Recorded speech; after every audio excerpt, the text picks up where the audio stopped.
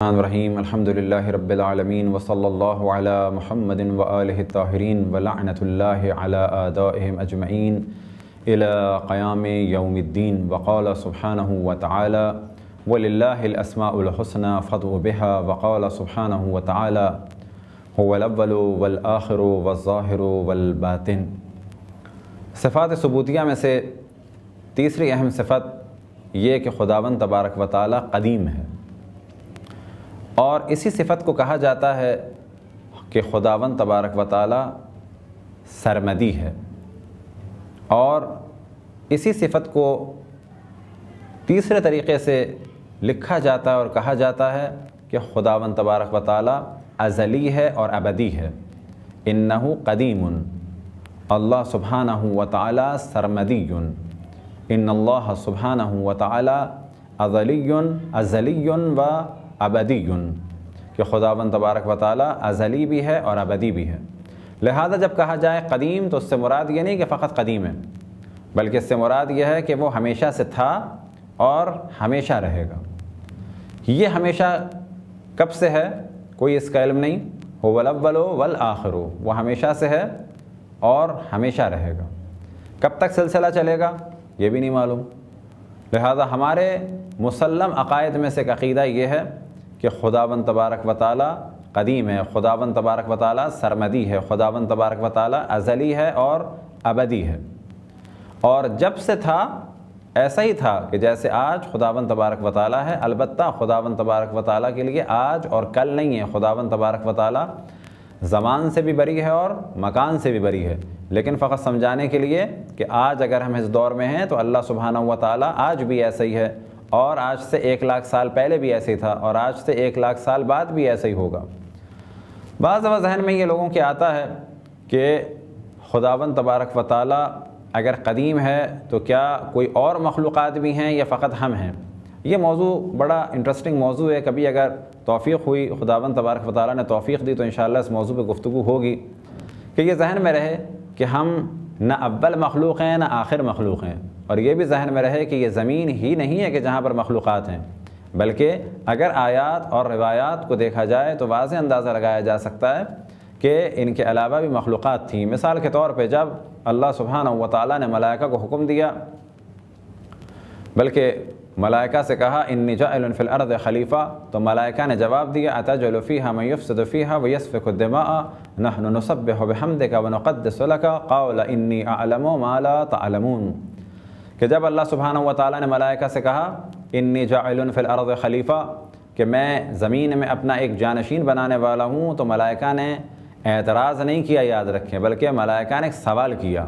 یہ عام طور پہ تصور کیا جاتا ہے کہ ملائکہ نے اعتراض کیا، ملائکہ نے ایک سوال کیا، اتجعل فیہا، آیا زمین میں اسے قرار دے رہے ہو، من یفسد فیہا ویسفک الدماء، کہ جو زمین میں فساد کرے اور خون بہائے، نحن نسبح بحمدک ونقدس لک، ہم تیری تسبیح کرتے ہیں، تیری پاکی کو بیان کرتے ہیں، نحن نسبح بحمدک ونقدس لک قال انی اعلم ما لا تعلمون، اللہ سبحانہ و تعالیٰ نے جواب دیا کہ میں جانتا ہوں جو تم نہیں جانتے۔ تو یہاں پہلے ایک چیز ذہن میں رہے کہ ملائکہ نے اعتراض نہیں کیا بلکہ سوال کیا، اور اس کے بعد جب ملائکہ نے اللہ سبحانہ و تعالیٰ کی بارگاہ میں عرض کیا نحن نسبح بحمدک ونقدس لک، تو وہاں پر اپنا حق نہیں جتایا بلکہ کیا کہا کہ ہم تیری پاکی بیان کرتے ہیں، ہم تیری تسبیح کرتے ہیں، یعنی کوئی اعتراض نہیں ہے، یہ ہم تو تیری پاکی بیان کرتے ہیں، تسبیح بیان کرتے ہیں، سوال ہے۔ یہاں پر مفسرین نے گفتگو کی کہ یہ سوال کہاں سے ذہن میں آیا ملائکہ کے، تو یہ کہا گیا کہ بعض مفسرین کی رائے یہ ہے، البتہ یہ خود روایات کے ذریعے سے ہے، کہ جب ملائکہ نے یہ دیکھا کہ آدم کو یعنی انسان کو جو زمین میں خلیفہ ہوگا، جو ان کی نسلیں ہوں گی، وہ اس زمین کی مٹی سے بنایا جا رہا ہے، تو وہ یہ سمجھ گئے کہ اس مٹی کے اثرات یہ ہیں۔ جب انہوں نے دیکھا کہ اس میں قوہ عاقلہ بھی ہوگی، عقل بھی رکھتا ہوگا، غضب بھی رکھتا ہوگا، شہوت بھی رکھتا ہوگا، وہم بھی رکھتا ہوگا، تو پھر یہ ایک ایسا ٹکراؤ ہوگا کہ جس کا نتیجہ ہوگا ایک فساد اور خون بہانا۔ تو ایک رائے تو یہ ہے کہ ملائکہ انسان کی شخصیت کو دیکھ کے سمجھ گئے کہ بڑا یہاں پر زمین میں فساد کریں گے، ایک تو یہ وجہ ہے۔ دوسری وجہ کیا ہے کہ جس کا خود روایات میں ذکر ہوا کہ ملائکہ نے جب یہ دیکھا کہ یہ ایسا سلسلہ ہو رہا ہے تو ان کو پہلے کی مخلوقات یاد آئیں۔ پہلے کی کون سی مخلوقات؟ کہ یاد رکھیں کہ زمین میں انسان سے پہلے جن تھے، اور جنوں میں سے ایک ہے شیطان، کہ جس کے لیے اللہ سبحانہ و تعالیٰ نے قرآن مجید میں ارشاد فرمایا وَكَانَ مِنَ الْجِنِّ، کہ ابلیس جنوں میں سے ایک ہے۔ البتہ ایک تیسری مخلوق کہ جس کا ذکر قرآن مجید میں نہیں ہے لیکن روایات میں اس ضمن میں ہوا کہ جنوں سے پہلے اور بلکہ جنوں کے ساتھ ساتھ اور اس زمین میں ایک پہلے مخلوق تھی جس کا نام تھا نسناس، اور انہوں نے خون بہایا، خوب قتل عام کیا، خوب فساد کیا، لہذا ملائکہ یہ دیکھ رہے تھے کہ پہلی مخلوقات بھی یہ کر چکی ہیں، تو اب انہوں نے اللہ سبحانہ و تعالیٰ سے سوال کیا أتجعل فيها من يفسد فيها ويسفك الدماء نحن نسبح بحمدك ونقدس لك قال إني أعلم ما لا تعلمون۔ اللہ سبحانہ و تعالیٰ نے ارشاد فرمایا کہ میں وہ جانتا ہوں جو تم نہیں جانتے۔ وہ کیا؟ کہ انہی جناب آدم علیہ السلام کی نسل سے پہلے مرحلے میں خود جناب آدم پاک اور پاکیزہ، پھر ان کی نسل سے ایسی پاک اور پاکیزہ ہستیاں ہوں گی کہ جن پر تمام ملائکہ فخر کریں گے، اور ان ایک ایک ہستیوں کا مقابلہ تمام ملائکہ بھی نہیں کر پائیں گے۔ لہذا اللہ سبحانہ و تعالیٰ نے ارشاد فرمایا انی عالم ما لا تعلمون۔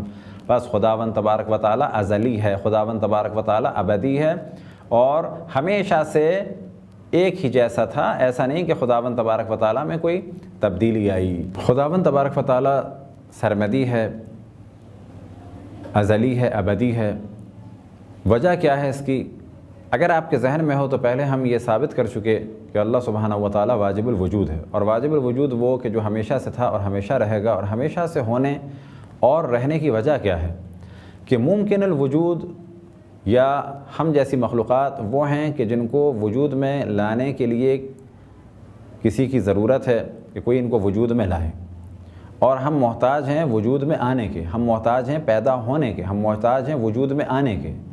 لیکن واجب الوجود وجود میں آنے کے کسی کا محتاج نہیں ہے، بلکہ وہ ہمیشہ سے تھا اور ہمیشہ رہے گا۔ ازلی ہے یعنی ہمیشہ سے ہے، کیوں؟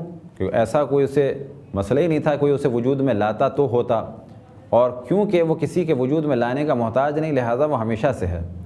ہمیں موت آتی ہے اور سلسلہ ختم ہو جاتا ہے، البتہ یہ ذہن میں رہے کہ ہمارا اختتام اس دنیا میں انتہا کی صورت میں نہیں ہے، بلکہ در حقیقت ایک بڑا اچھا جملہ جو اردو میں بھی استعمال ہوتا ہے موت کے لیے، وہ ہے انتقال۔ ہم اس دنیا سے در حقیقت منتقل ہوتے ہیں اس دنیا میں۔ شکم مادر کے بعد جو اگلا مرحلہ تھا وہ تھا دنیا کا، یعنی شکم مادر کے بعد جب ہم نے دنیا میں قدم رکھا تو شکم مادر کے عالم میں ہماری موت ہو گئی۔ بالفاظ دیگر کیا مراد؟ کہ عالم مادر یعنی ماں کے پیٹ کا جو زمانہ تھا وہ ختم ہو گیا۔ جیسے یہ زمانہ ختم ہوا تو کہا جا سکتا ہے کہ یہ موت تھی ماں کے پیٹ کے زمانے کی۔ اب ہم نئی دنیا میں آ گئے۔ کون سی دنیا میں آ گئے؟ اس دنیا میں آ گئے۔ یہاں ایک ہمارا سلسلہ چلتا رہا، پھر جب ہمارا سانس کا سلسلہ منقطع ہوا، دل کی دھڑکنیں بند ہو گئیں، اعضاء و جوارح نے جواب دے دیا، تو پھر ایک موت آئی، اور اس موت کا سلسلہ کیا ہوا کہ ہم چلے گئے اگلے عالم میں۔ اگلی دنیا کون سی ہے؟ قبر اور برزخ کی دنیا، اور اس کے بعد جو ہے وہ سور پھونکا جائے گا، حشر ہوگا۔ جب ہم ایک میدان میں جمع ہو جائیں گے تو اس کے بعد میزان ہوگا، حساب ہوگا، کتاب ہوگا، نامہ اعمال دیے جائیں گے، پھر اس کے بعد پل صراط ہوگا، پھر جنت ہے، جہنم ہے، اور پھر ہمیشہ ہم جنت و جہنم میں رہیں گے۔ اب ہماری جو زندگی کا دار و مدار ہے وہ اللہ سبحانہ و تعالیٰ کی زندگی پر ہے۔ ہم محتاج ہیں اس دنیا میں بھی اس دنیا میں بھی اللہ سبحانہ و تعالیٰ کی ذات کے، لیکن اللہ محتاج نہیں ہے۔ لہذا ہماری محتاجی سبب بنتی ہے کہ کبھی ہمارا وجود نہیں ہوتا ہے، ہم عدم میں ہوتے ہیں، بعد میں ہمیں وجود مل جاتا ہے اللہ سبحانہ و تعالیٰ کے لطف و کرم سے، اور جب اللہ چاہے گا تو ہم ختم ہو جائیں گے۔ کیوں؟ کہ ہمارا وجود چاہے اس دنیا میں ہو چاہے اس دنیا میں ہو، اللہ اسے ختم کر سکتا ہے، لیکن اللہ کا وعدہ ہے کہ ہم ہمیشہ جنت میں رہیں گے، یا دوزخ والے ہمیشہ دوزخ میں رہیں گے۔ کب تک؟ ہم فیہا خالدون۔ یہ اللہ سبحانہ و تعالیٰ کا لطف و کرم ہے کہ چند دن کی زندگی میں اگر اچھے اعمال کریں تو اس کے بعد کتنی جزا ہے، اتنی بڑی جزا ہے کہ اللہ سبحانہ و تعالیٰ نے اس کے لیے کوئی ایام معین نہیں فرمائے، بلکہ فرمایا ہم فیہا خالدون، وہ ہمیشہ ہمیشہ جنت میں رہیں گے۔ اور اگر کوئی گناہ گار ہے اور ایسا گناہ گار ہے کہ جس کی بخشش کا کوئی چانس نہیں، تو اس کے لیے فرمایا کہ وہ جہنم میں رہے گا۔ کب تک؟ ہم فیہا خالدون۔ خداوند تبارک و تعالیٰ سے دعا ہے کہ ہم سب کو صراط مستقیم پہ چلنے کی توفیق عطا فرمائے، وصلی اللہ علی محمد و آلہ الطاہرین۔